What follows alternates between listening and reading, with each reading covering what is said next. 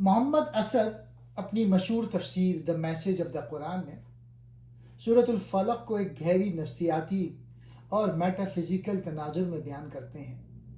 ان کا انداز بیان روایتی تفاسیر سے ہٹ کر زیادہ عقلی اور فلسفیانہ ہے۔ الفلق، اندھیرے سے روشنی کا سفر۔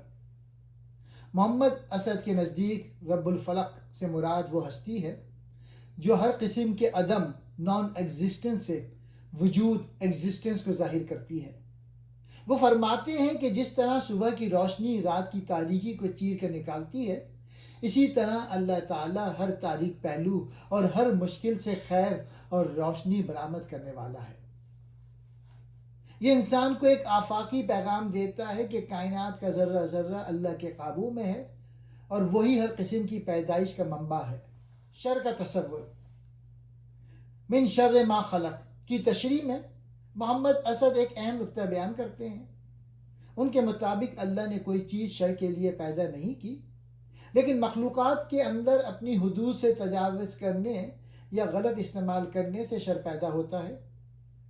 ہم اللہ سے پناہ مانگتے ہیں کہ ہم اس کی مخلوقات کے ان منفی پہلوؤں سے محفوظ رہیں جو ہمارے قابو سے باہر ہیں۔ غاسق، نامعلوم کا خوف۔ آیت وَمِن شَرِّ غَاسِقٍ إِذَا وَقَبَ کے بارے میں محمد اسد لکھتے ہیں، روایتی طور پہ اس سے مراد رات کی تاریکی لی جاتی ہے، لیکن محمد اسد کے نزدیک اس کا ایک گہرا مطلب نامعلوم خطرات، انون ٹیررز بھی ہیں۔ وہ کہتے ہیں کہ یہ وہ خوف ہیں جو انسانی شعور پر چھا جاتا ہے جب اسے اپنے مستقبل یا کسی چھپی ہوئی برائی کا علم نہیں ہوتا۔ اللہ کی پناہ ہمیں اس ذہنی اور قلبی اندھیرے سے نجات دلاتی ہے۔ جادو اور انسانی نفسیات، گروہوں میں پھونک مارنے والی۔ اس کی تشریح میں محمد اسد کا نقطہ نظر منفرد ہے۔ وہ اسے صرف کالا جادو تک محدود نہیں رکھتے، بلکہ ان کے نزدیک اس سے مراد وہ نفسیاتی اثرات بھی ہیں جو انسانی عزم اور ارادے کو کمزور کر دیتے ہیں۔ یہ وہ باتیں، وسوسے یا ماحول کے اثرات ہو سکتے ہیں جو انسان کے پختہ ارادے کی گرہ کو ڈھیلا کر دیتے ہیں۔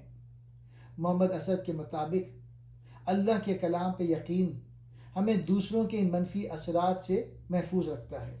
یہاں منفی اثرات سے مراد سوشل اور سائیکالوجیکل مینیپولیشن ہے۔ حسد، ایک تباہ کن جذبہ۔ سورت کے اختتام پہ حاسد کے شر سے پناہ مانگی گئی ہے۔ محمد اسد کہتے ہیں کہ حسد ایک ایسی مخفی لہر ہے جو نہ صرف حاسد کو بلکہ اس کے نشانے پر موجود شخص کے سکون کو بھی متاثر کر سکتی ہے۔